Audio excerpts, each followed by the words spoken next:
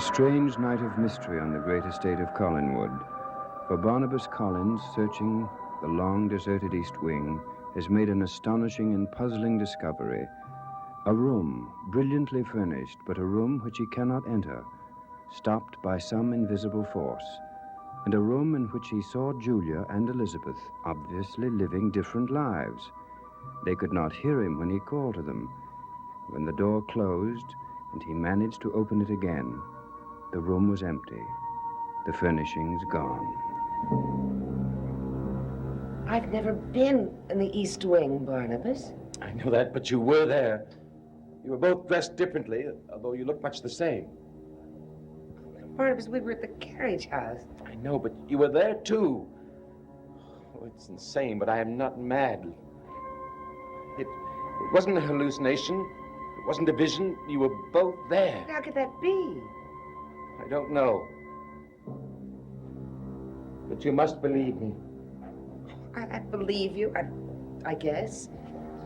I was going along the corridor, looking in every room for Megan's coffin. The rooms were empty. You see, the East Wing hasn't been used in years.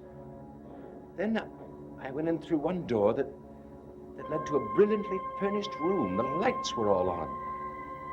I tried to get in, but some strange force kept me from entering. Then I saw a portrait of Quentin and David. I could read the inscription clearly. It said, "Your loving husband, Quentin." Was it modern? Yes. And then I saw Elizabeth come in. She went right to a closet and opened it. There were many, many dresses there, and she started to take them out, and then you came in and ordered her to stop. You said that she wasn't to come in that room. It wasn't hers. But Elizabeth said that she was dead, and you insisted that she wasn't, that she'd come back. Barnabas, that's frightening. Yes. Because there's no explanation possible. None. And yet I have the feeling that you and Elizabeth, Quentin, perhaps all of us, are leading a different life in that room. Barnabas, you must take me there now. I always forget where I put things. Here it is, Julia. Won't it look charming on the couch? Oh, yes, of course it will. I must call the upholsterer in the morning. Oh, dear, I suppose I should write some notes about Carolyn and Jed. And I must order the announcements tomorrow. There are some people I must tell personally. Elizabeth, I'll say goodnight. I never did find that book, Julia. Oh, I'm sorry, Barnabas. It's in my room. I'll get it. I'll come and get it. Good night, Barnabas. Good night, Elizabeth. Don't you think we should tell her? She's gone through enough for one day. Now come, Julia.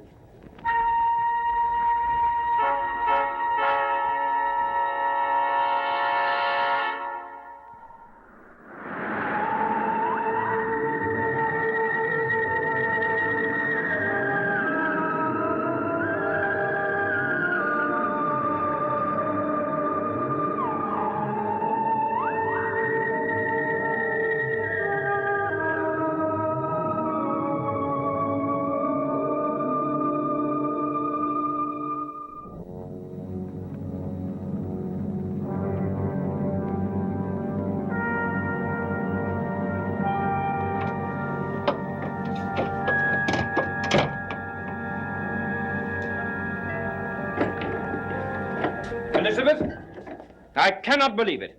If I hadn't run into Reverend Brand in the village, I wouldn't. He tells me that Carolyn is married to that so-called... I couldn't stop them. Well, why didn't you call me? I would have flown home. Roger, we have to give Jeb a chance. Well, as far as I'm concerned, he's had his chance. Really, Elizabeth, you're always giving in to Carolyn. You've let her have everything she wants. When I left here, I thought things had returned to normal. You seemed your old self again. The children seemed different. I thought everything was going to be all right. And I get here and this has to happen. You'll simply have to accept it, Roger, as I have. It's true we haven't known him long or well, and he's not the sort of person I would have picked for a son-in-law. But then I married someone the family didn't approve of. And with disastrous results. That was unnecessary, Roger. Well, surely Barnabas tried to stop it. Didn't know. But then something must be done. What? Well, marriages can be annulled. Roger, Carolyn is in love with Jed. Leave them alone. I don't understand how you can let it go at that. I certainly won't.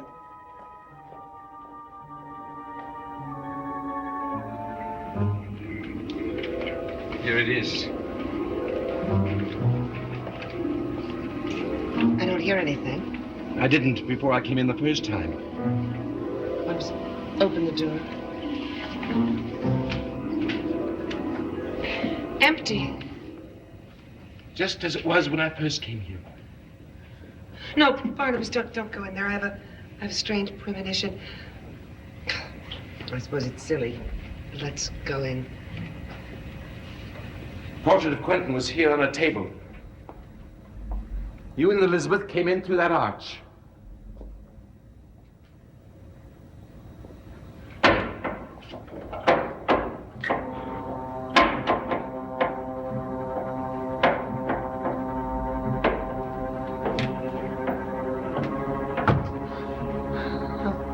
A window. How many lives have been lived in this room? How many moments of excitement, anger, pleasure? In the past, yes. But what frightens me is that you weren't dressed as if you were at any other time. What happened here took place now.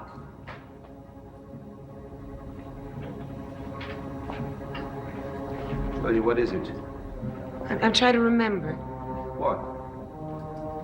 I don't know that it has anything at all to do with this. Well, anything might help. Well, I was at Elliot Stokes' house one night last spring. We were having a brandy after dinner. He started talking about time. Yes? He was complaining that we all simply accept it. Well, we don't have much choice, I thought. But Elliot had been reading a theory. It sounded insane to me. A theory of parallel time. Parallel time? Yes. We live on this universe in 1970, right? We accept the fact that our time is the only time that we can truly know. Suppose time is like a road, and parallel to it there's another road. On one we live the lives we know, but on the other road our lives are different because we're in a different time band and we've made different choices. For example, in that other band of time, I could have made a different choice when I was at college. Instead of being a doctor, I could have married and had children. Barnabas, don't actually think through some warp in the time band that you have actually seen us living other lives? I don't know, there's got to be a more rational explanation. Must there? Someone's out there. It says it was close.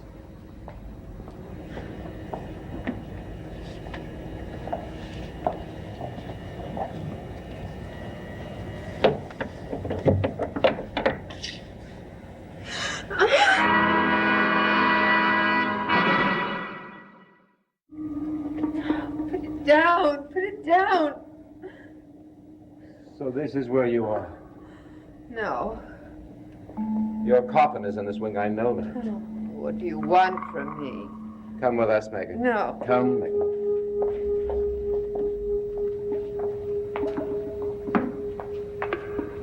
Megan. Megan, have you ever been in this room before? No. Are you positive? Why is she questioning me? Have you ever heard any voices from this room? Someone else comes here. No. Oh, tell me who it is. No, Megan, we perhaps just imagined what we heard. You must know how I feel when I look at you, knowing that I'm responsible. For what? For your life, as you have it now. I had forgotten that other life. everything I used to do. The shop, the long evening. Megan, perhaps we can help you. Perhaps we can take you away from the life that you have now. I've been giving Barnabas injections. She can give them to you, too. If they work, then you'll be free of the curse and you can live your life as you did before. But you must cooperate with us, Megan. I'll come every evening and give you an injection. You must take them at regular intervals. I'll go and get my equipment and begin now. No. Megan. It's your only chance. You'll be found out, Megan. I don't want to be any different than I am. Megan. Oh, you don't know. You just don't know. I won't let you change me. I won't. Oh, there is nothing for me to go back to. Nothing. Philip is dead. Let me be. I cannot. But every time I think of you, I must blame myself. My weakness has made you think this way. You can find nothing but horror and death as you are, Megan. Oh, Megan, live again. She's gone.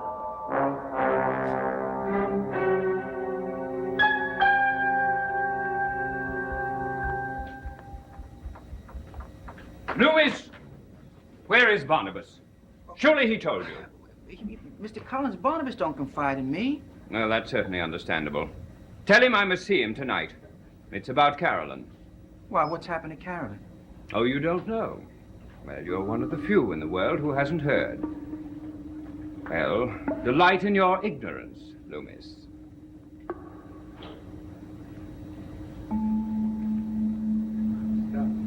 Delight in your ignorance.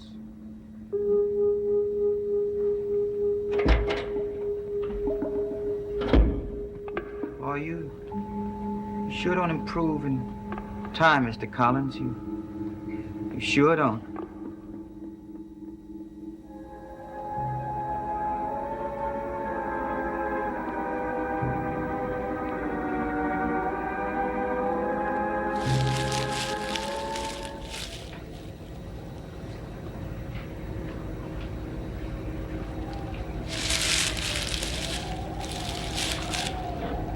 Who's there? Oh, Mrs. Todd. Did I frighten you? What are you doing out here this time of night? Come, we'll walk together. Reverend Brand told me very sad news about your husband. I was sorry to hear it.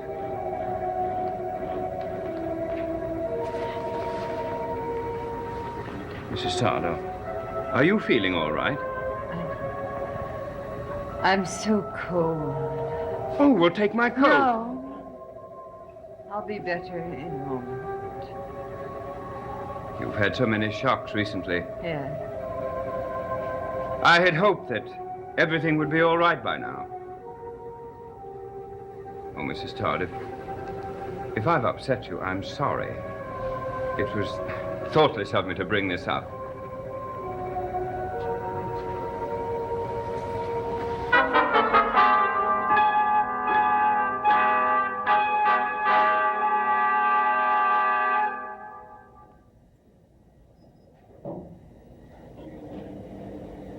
Barnabas, I know how strange this evening has been for you, but you must not feel personally about Megan Todd. How can I feel any other way? Roger. Barnabas. Barnabas, I was looking for you. And Julia, too, but I can't quite remember. Roger, are you all right? Yes. Why shouldn't I be? But the light is so bright. Elizabeth, I must find Elizabeth. I just ran into Megan Todd. Terrible about her husband. Roger, Yes? Oh, Roger, let me give you something for your headache. No, certainly not. I can take after myself. Good night. Barnabas, we've got to help him. How can we, Julia? He is under her spell. One by one, we will watch others come under her spell. We must stop her, Julia. We must. She'll never let us give her the injections. You know what we must do, Julia. You can't do it. I must. We must find her coffin during the day. We must stop her the only way she can be stopped. With a stake and a hammer.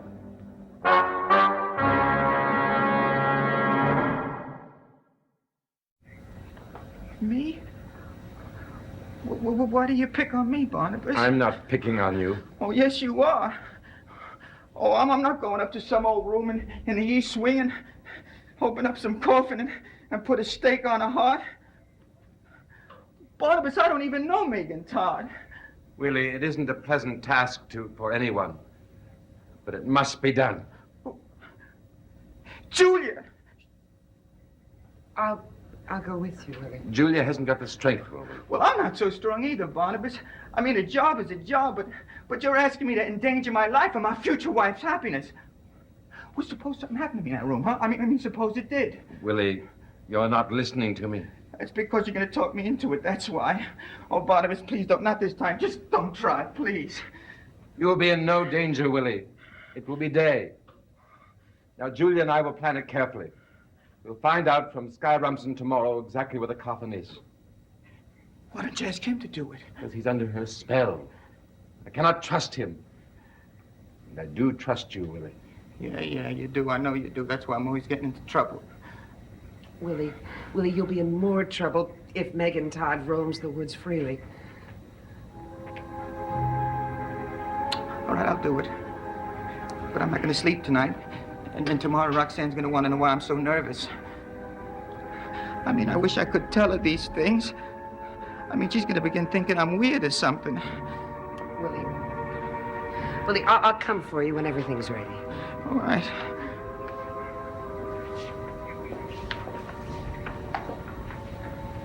Sky will get in touch with you in the morning. And it will all be over by dusk. Yes, it will. No, I'll go now. I'll go with you. No. Megan will be... No, I don't have to worry about Megan. I've got my proper protection.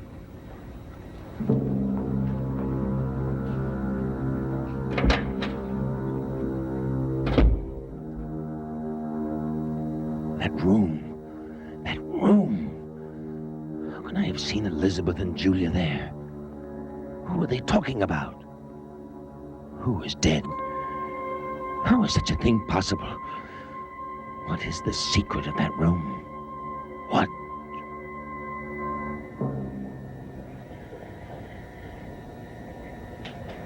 When was I last in the East Wing, Julia? Oh, it must have been over 6 months ago. Does Mrs. Johnson ever go there, or any of the servants? Well, I know it's cleaned every spring and occasional repairs are made. Why do you ask? Oh, I thought I saw a light in the window tonight. Really? Oh, it was my imagination, I'm sure. Maybe we should check it. Oh, no. No, I don't think it was. It was reflection. There was lightning. I just worried that the children might have seen it and thought the place was haunted. Fortunately, there aren't any legends about that part of the house.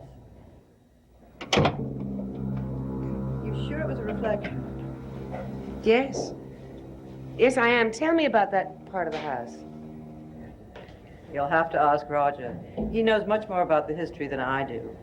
Why are you suddenly so interested? Oh, it's a fascinating house, Elizabeth. Today, I realized how actually little I know about it.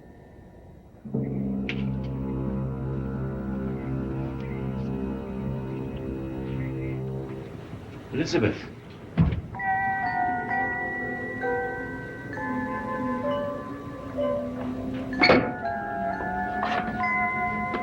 Julia, can't you hear me? Julia! What are you doing? It should not be hanging here now. She did not even want you in this room. How dare you come here now? Will not take it down. He is coming. He will not want it up. Then he will tell us. Until then, it will hang. Let anyone in this house see it. It's been covered long enough.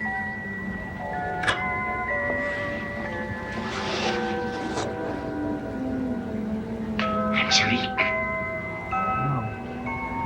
No. No one must see it. Let everyone see it. Let them remember her. How could anyone forget her? Elizabeth, don't close it. Elizabeth! Can't you hear me? Why can't I get in that room? Let me in! Let me in!